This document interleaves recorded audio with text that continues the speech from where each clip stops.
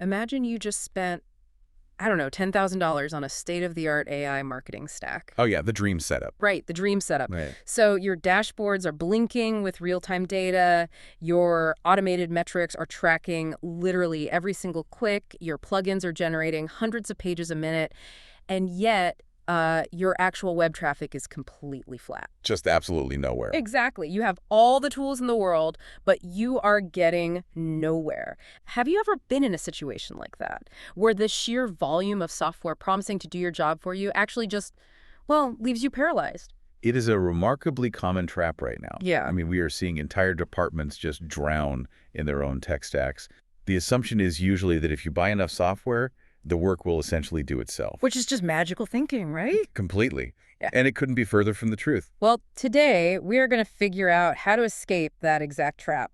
We are pulling from an incredibly insightful March 2026 article published in the blog Semantico. Yes, a great piece. It really is. It was written by Alexander Rodriguez Silva, who is an SEO expert with this fascinating dual background in advertising and library science. Which is a very rare combination, by the way. Super rare. And the mission for our deep dive today is to explore a fundamental shift happening in the digital world. We are moving away from just being technical operators, the people who just click buttons on expensive software, and learning how to become architects of meaning through critical thinking. That's the real evolution here. Okay, let's unpack this, because the author gives a very specific name to the trap we just described. He calls it the sauce fetish. The sauce fetish, right? Referring to software as a service. We have basically become an industry obsessed with the tools themselves rather than the outcome. Right, it's all about the shiny object. Exactly. Look at a modern digital professional's tech stack today. They aren't just using a basic search tool anymore. They are stringing together expensive SEO subscriptions, massive AI setups linking ChatGPT, maybe a custom MCP made in Claude. And for anyone unfamiliar with that, an MCP is a model context protocol. It's basically a highly technical way to let an AI talk directly to your company's private databases. Right, it's super advanced. So they set that up, they add Gemini, they throw in Notebook LM, and they treat this fragile, complicated chain of software as the ultimate solution to all their problems. Oh, wait, let me jump in here really quick. If I'm a digital marketer or, say, a small business owner, I am under immense pressure to deliver results yesterday. Oh, absolutely. The pressure is huge. So doesn't this AI stack actually solve my problem? I mean, these tools do make us faster. They can generate a month's worth of content in an hour. Why shouldn't I lean on them heavily? Because speed without direction is just arriving at the wrong destination faster. Oh, that's a good way to put it.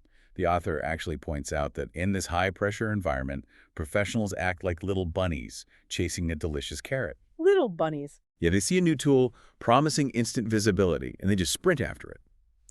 What they forget is that software is only ever a medium. It is literally never the end goal. So it's the means, not the end. Precisely. When you rely solely on tools to do the thinking for you, your industry becomes hostage to vanity metrics. You get automated scores that look great on a dashboard, but offer zero real-world value to a human reader. So you're saying the software is basically just a very fast car, but we've completely forgotten how to read a map. That is a perfect way to look at it. It reminds me of buying a state-of-the-art multi-million-dollar kitchen. You've got the smartest induction ovens, the sharpest imported knives, perfectly temperature-controlled prep stations. The whole works. Yeah, but if you walk into that kitchen and expect the room to automatically make you a Michelin star chef without you actually knowing how to balance flavors or, I don't know, chop an onion, you're just going to make a really expensive mess. That is the perfect analogy for what is happening in digital marketing right now. You have the heat, you have the sharp knives, but you completely lack the culinary foundation. You don't know how to cook. Exactly. What's fascinating here is that the true foundational art of SEO, and really of any digital information management, is simply organizing information so it can be retrieved. That's it, just organizing it. That's the core of it. When our focus shifts away from human intelligence and gets glued to a software dashboard, our work degrades into statistical noise. We recycle old formats, feed them through new AI tools, and somehow call it innovation. So if the tools only give us the speed, but not the direction, what does a real strategy actually look like according to the source? Because, I mean, for a decade, SEO strategy was pretty simple. You find a keyword that 10,000 people search for, and you just stuff it into a blog post. Right, the old keyword stuffing days. But the source material is explicitly clear on this. We must completely abolish that archaic view of keywords and empty search volumes. Abolish it entirely. Yes, it is a dead end. Instead, we have to rescue classic management concepts. We need to move from asking, what tool should I use, to asking, why am I doing this? The why is always harder than the what. Much harder. And the primary strategic step the author outlines is choosing your knowledge domain, or domínio do conhecimento in Portuguese. The knowledge domain. Okay, so what does that actually mean in practice? Let's say I'm running a brand. How do I define my domain? Your knowledge domain is essentially your compass. It is the conscious, highly strategic decision of exactly what semantic territory your brand wants to own. Okay. It dictates how a brand will structure its communication and what specific lexicon it will use to talk to the world. If you don't have this defined up front, you will get lost the very second a client or an executive starts panicking and demanding a viral campaign. But surely search volume still matters a little bit, right? I mean, if no one is searching for the words in my domain, I'm just talking to an empty room. Actually, a high search volume means absolutely nothing if the intent of the searcher doesn't match your knowledge domain. Really? Nothing at all? Nothing. The author argues that our job is no longer hunting for isolated, high-volume words. Our job is building meaning by aligning concepts and entities. Entities. Okay, so we're talking about not just the string of letters that make up a word, but the actual real-world concept that the word represents. Precisely. It's about the thing itself, not just the label. If we connect this to the bigger picture, a strategy deeply grounded in a knowledge domain connects the past and present of a brand directly to its future. It anchors it. Exactly. It creates a cohesive, unshakable identity. Once you claim that semantic territory, search engines, and human beings can reliably recognize and, more importantly, trust your expertise. Okay, I follow the strategy. We've planted our flag, we've claimed our territory, but how do we actually conquer it? Now we move from strategy to tactics. Right, the execution part. And honestly, here's where it gets really interesting.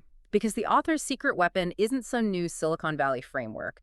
He borrows heavily from library and information science. Which is brilliant, because it makes perfect sense when you realize librarians have been solving the exact problem search engines are currently facing. But they've been doing it for centuries. Centuries. The problem of how do you categorize human knowledge so someone can actually find what they're looking for? Let's put this into a real-world scenario so we can see how these librarian tactics actually work. Sure. Let's say a company decides their knowledge domain, their strategy, is sustainable coffee production. They want to own that space.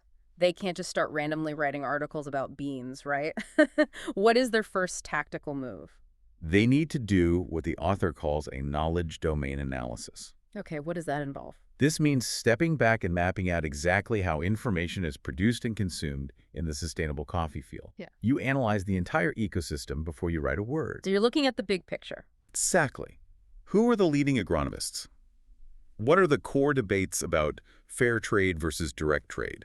What questions is your audience actually asking in forums? You are observing the terrain and understanding the existing literature before you try to add to it. So you are basically reading the room before you speak. That's a great way to put it. Once they understand the landscape, how do they ensure they are speaking clearly? Because, I mean, the word sustainable can mean 50 different things depending on who you ask. And that ambiguity is the enemy. This is where the second intellectual tool comes in, controlled vocabularies. Okay, vocabularies. Yes. This is about ensuring absolute consistency. Let's say our coffee brand refers to a farming method as shade-grown in one article, canopy cultivated in a product description, and eco-friendly farming on their About page. They are creating massive ambiguity. Exactly. Both the user and the search engine get confused. A controlled vocabulary means you decide strategically which specific terms represent your entities, and you stick to them rigorously across every single piece of content. You are standardizing the language. Yes. Which leads to the real heavy lifting. The third tool, taxonomy and thesauri. Taxonomy. So building a taxonomy is kind of like drawing the plumbing blueprint for a house before you pour the concrete. That is a brilliant way to look at it. Right, because if you don't connect the pipes, or in this case the concepts, logically first, turning on the water by publishing content is just going to flood the basement. Nothing will flow where it's supposed to. Exactly. Before a single line of text is written for this coffee brand, you establish the hierarchical and associative relationships between your concepts. Give me an example of that. So how does the concept of soil health relate to shade grown? Is one a subcategory of the other? Are they parallel concepts? Yeah. You map the entire structure of your knowledge out clearly. I want to highlight something the author points out here that completely blew my mind. Oh, about the pen and paper. Yes. In the age of generative AI, where everyone is trying to automate absolutely everything, he explicitly states that this tactical mapping, this taxonomy building, can and should be done with a pen and paper. This raises an important question for you, listening right now. How often do you create a piece of content without first defining your own internal taxonomy? Probably almost always. Right, because building this framework requires intense, human, critical thinking. No software can decide how your specific brand relates to its industry. Software can only scale the framework once you, the human, have actually built it. All right, so we have the blueprint, we have our strategy, and we've mapped out our controlled vocabulary and taxonomy like master librarians. We've done the hard intellectual work. But a blueprint isn't a house. How do we actually build this so that both a human reader and Google's machine brain can understand it perfectly? This brings us to the final phase, which is semantic execution. So what does this all mean for the day-to-day work? It means you undergo a total professional evolution. You are no longer that technical operator staring blankly at a dashboard. You become an architect of meanings. Architect of meanings, I love that title. It's powerful. This new professional understands that optimizing for a search engine isn't a separate, weird trick where you hide text on a page. It is about optimizing for human and machine comprehension simultaneously. And a big part of that execution is how you physically organize the information on your website, right? The source talks about choosing between a top-down approach and a bottom-up approach. Can you break down the mechanics of that? Certainly. This choice dictates your entire information architecture. A top-down approach means you start with the broadest concept, say coffee, and then the user clicks down into increasingly specific subcategories. Like going from coffee to roasting, then light roasts, then a specific bean. Exactly. You guide them down the funnel. A bottom-up approach, on the other hand, might start with a highly specific, detailed article about a single farmer in Colombia and use tags and internal links to build up to the broader theme of direct trade. Okay, I see. The choice you make tells the search engine exactly how deep your expertise goes, and it guides the user's journey through your knowledge domain.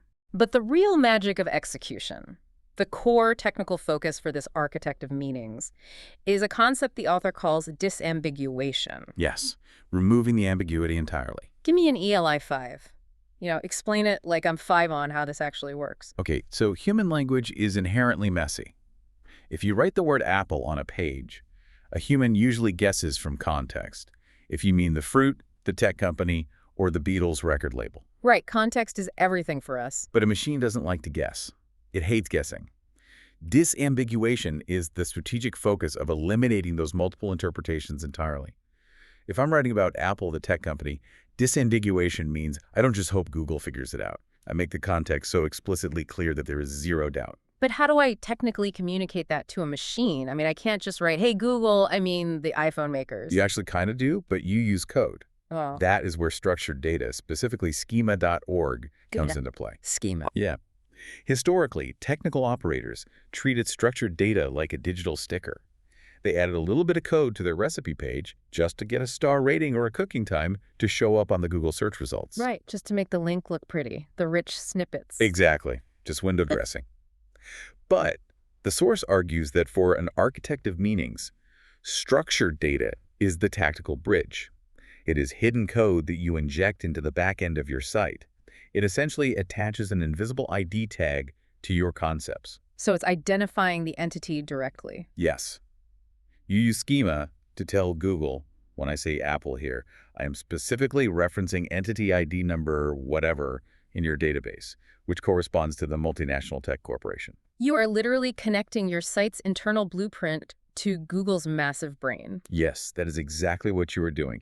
You are connecting your local knowledge graph, that taxonomy you built with pen and paper, directly to the search engine's global knowledge graph. And the global knowledge graph is basically... It is essentially the massive database where search engines store the relationships between billions of real-world entities. By using schema, you translate your human critical thinking into a language the machine natively, instantly understands. Wow. And the author makes a brilliant point here. If a search engine has absolutely no doubts about what you are saying, then high visibility isn't something you have to trick the system into giving you. Visibility is simply the natural consequence of clarity. But wait, if we were writing all this code and building these massive structural bridges, where does artificial intelligence fit in? Is the author totally anti-AI? Because earlier he was critiquing the sauce fetish pretty hard. Oh, he isn't anti-AI at all. But he insists that AI should act strictly as engineering support. It is there to help you execute the code. Ah, support, not strategy. Exactly. You can use AI to write the complex schema.org markup or to help scale the writing of the articles within the structure you designed, but the AI is never a substitute for your human thought. It doesn't do the thinking. Right. Going back to your earlier analogy, the AI is the sous chef. It can chop the onions perfectly and quickly, but you are the executive chef. You design the menu. We've really gone on quite a journey here today. Let's bring it all together for you.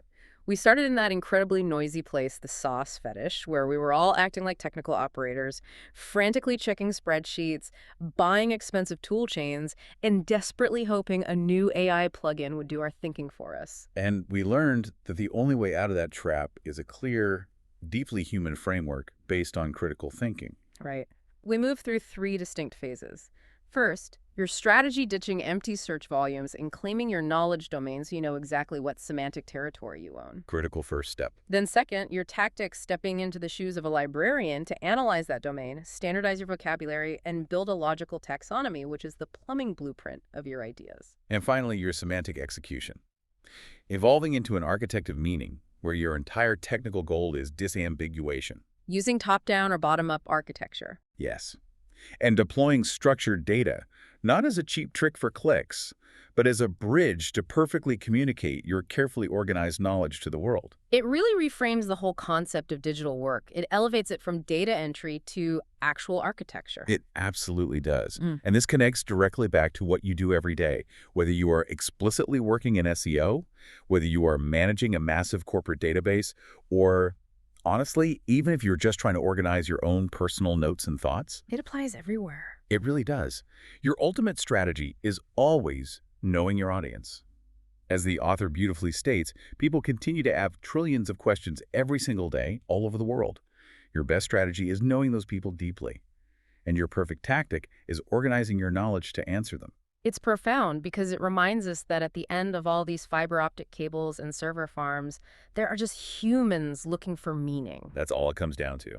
But I want to leave you with one final thought to mull over today.